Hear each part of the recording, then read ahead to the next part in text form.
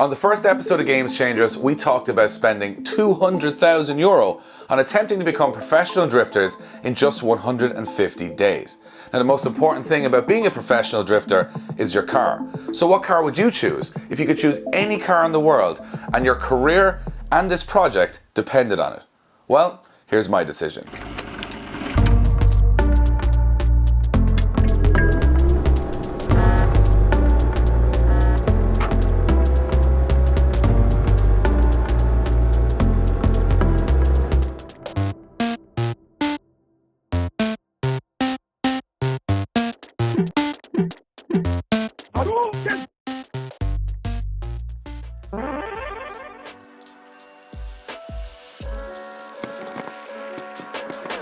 Over the last few weeks, I've had to make a very tough decision. It's about building a car to take me from an amateur drifter to a professionally paid driver. So before I reveal the car that I will be building for the 2021 season, I wanted to give you guys an insight into my thought process on picking this car and some other options that I might have had.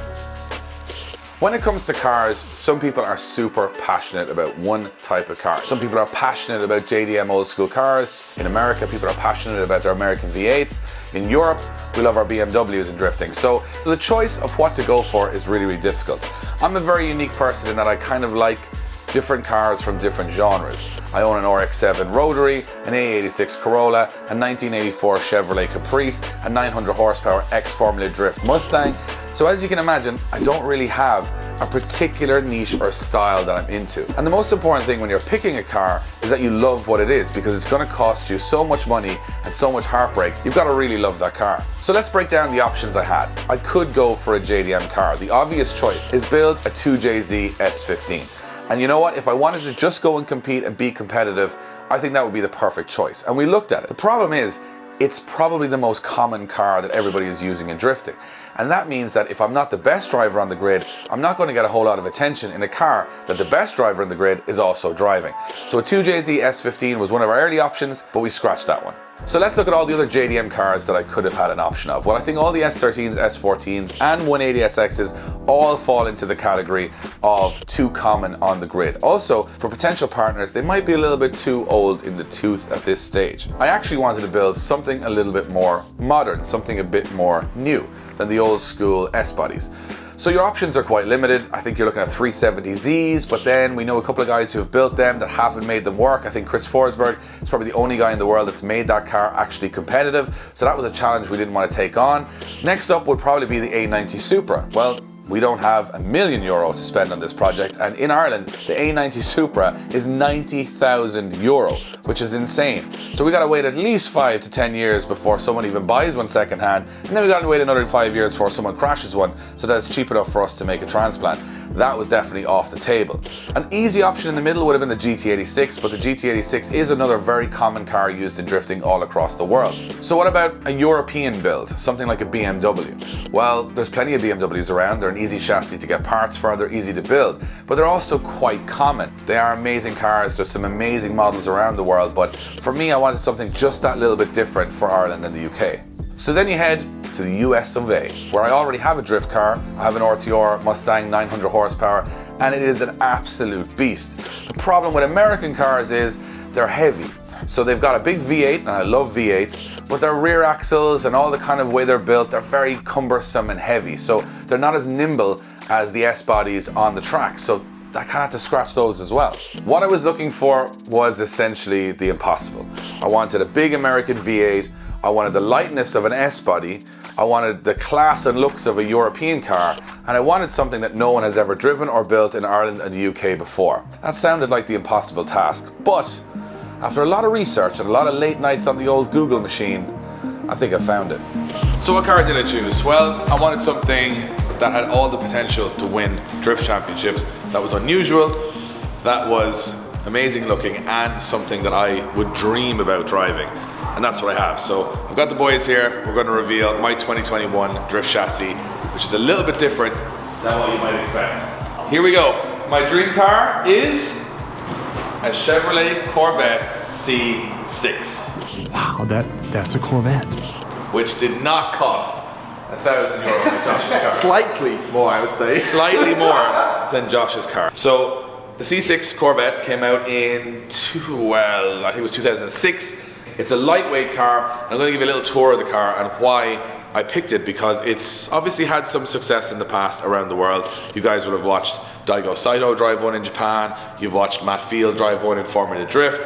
And there was a lot of potential in them. A lot of people think American cars, big, heavy, like the Mustang or the Challenger or any of those cars. This is a completely different thing, because this is a sports car from America. And what I mean by sports car is it's not a big lump of American steel.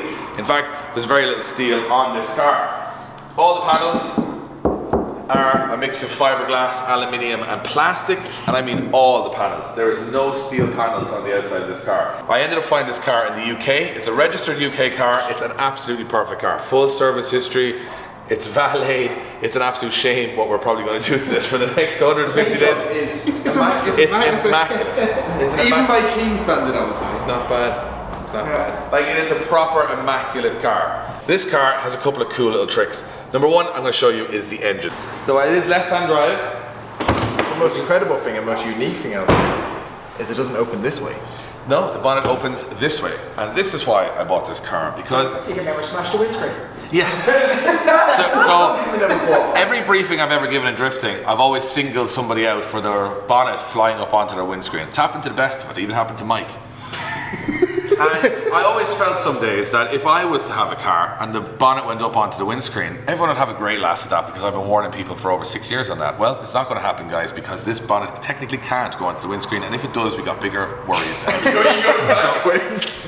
Eject our bonnet. This is the Chevrolet 6.2 LS3. Now, the Corvette, originally the C6 came in an LS2. If I give you a little bit of an update, if you're not into your V8s, an LS1 is a 5.8 litre. That came in the C5, the version before this. They launched this car with the LS2, which is a 6 litre, and this is the LS3, which is a 6.2 litre, which means that this car, as it stands right now, has about 425 horsepower, which is not far off what my competition car was last year.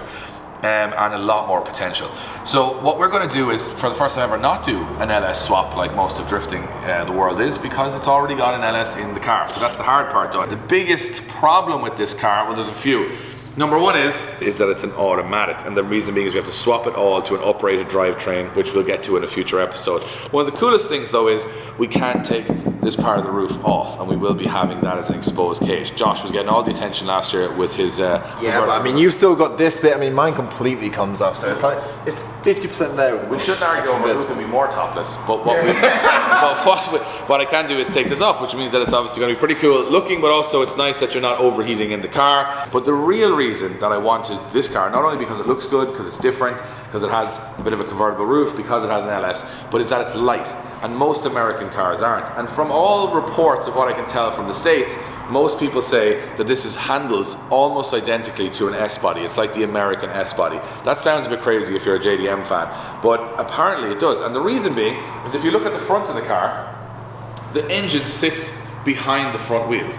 Almost like a mid-engine car, because the weight is sitting behind the front wheels, and at the back, all of your weight, especially where the driver is just in front of the back wheels. So it basically means that the balance of the car and all the weight is actually between the two wheels, which makes it, apparently, because I've never drifted one, a very, very competitive car.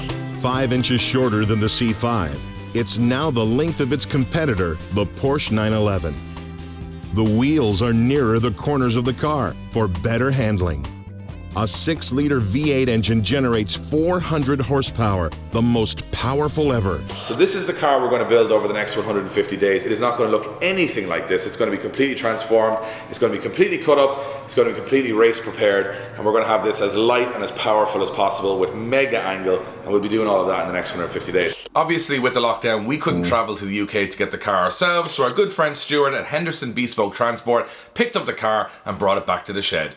What we do want to do though is have a little look at why I'm moving from this car to this car, and let's see where we stack up in terms of weight. We know this car runs 450 horsepower, SR20, and this has been a really successful car for me. I love this thing, but it is now sold, so we have to make this car more competitive than this car, which means that power I don't think is a major issue because we're already sitting at 425 horsepower and this one is only 25 horsepower more with a lot of work done to the engine. I'm interested to see it on the scales because there's a lot of variants of the Corvette. Some of them are super lightweight, some of them have a lot of luxury stuff in it, so I don't know where this sits at the moment, but if we get them up on the scales, which we got from Murray Motorsport, thanks to the guys at Murray Motorsport for helping us out, we'll be able to weigh both cars and see where we're starting from, where the weight in this car is, how much we need to remove, because obviously what we want is this car to be more powerful, more torque, better handling and lighter than this car, and I think that's going to be a really tough order because we've cut absolutely everything out of this one.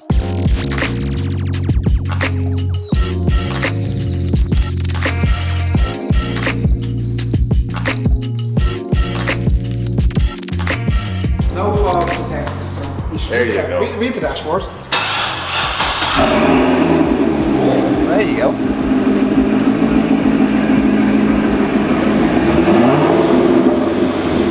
That sounds sportier than mine is standard. Sounds good.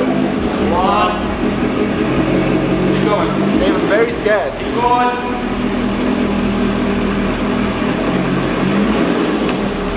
Right. What are you giving me, kilos or pounds? I'm going to give you pounds and we can convert that in a minute. So 3,436 pounds with Dave. That's a lot. That's about 1,400, isn't it? That's a lot. It's a lot for a car you can't cut when you so much steel out. It's looking good, Dave. Yeah, good size. Really light. The old MX-5 with Josh was 1,063 kg. And this is what? 1,558 kg. So you've got to cut 500 kg down pretty much, give or take. Right, so 495. we had to 495. cut both your legs off. But then again, this is a lot more modern, like you said. Like, there's a lot in there that you can get rid of. The real comparison is, what does this weigh? What does that? That's going to weigh a lot less now. I'm scared now. Oh god. This has nothing in it. Yeah. This is cut to about there. That I thought that would be much lighter. The engine. What do you think? The Americans call this the light car. Let's put this up and see where we're at because now I'm a little bit scared because I was thinking, oh, we're only 25 horsepower off already, but we could be way up on weight. So, Yeah. yeah, let's. The power to weight ratio could be all off. It could be all off, right? Let's weigh this and see what it is on.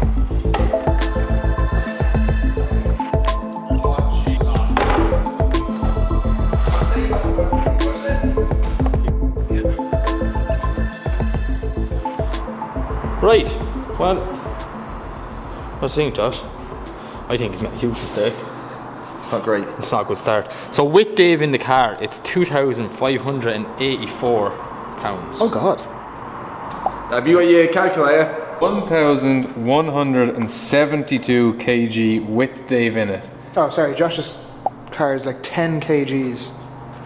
Oh, where is it?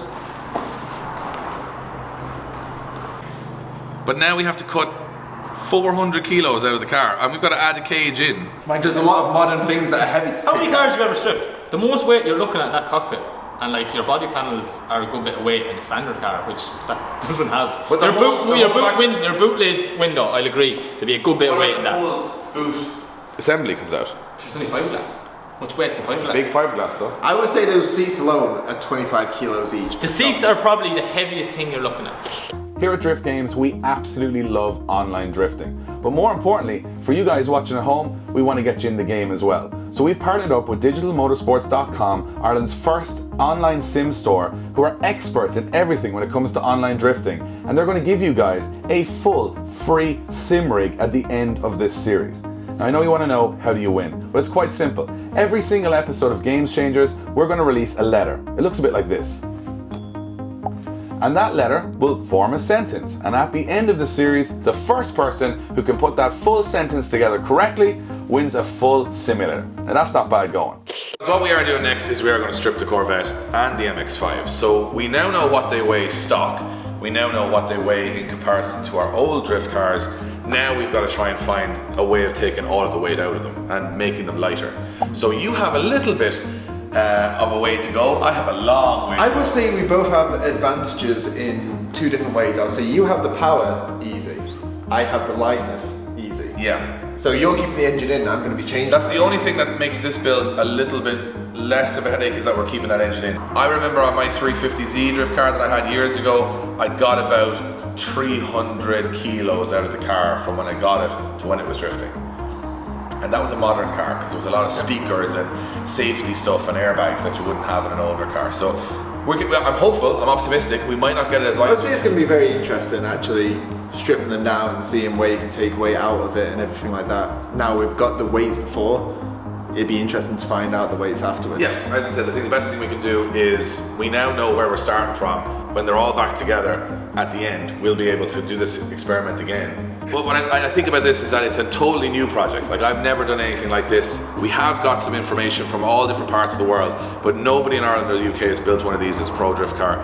That's scary, but it's also exciting because we get to do something first and we get to do something different and all the madness along the way. So this beautiful car, which is fully valeted and detailed, we'll be seeing Mike Leeson next. Charge the grinder. I've got a new one. I've got an air grinder. No electricity needed. So Unlimited power. unfortunately for the pride of, you know, Detroit, it's going to see a man from Kilmeagan, Ireland next with a grinder, and we're going to start butchering. Butchering is the key word. So we're going to try and take this to as competitive a car as possible. We have a ton of ideas for this that are totally different even than other guys who've built them around the world, and I'm so super pumped on it. So if you like the car, if you think it's awesome, if you think it's going to be competitive, you think it's not going to be competitive, let us know in the comments below. And yeah, let's get working on this C6 Corvette, the new Drift Games Drift Vet.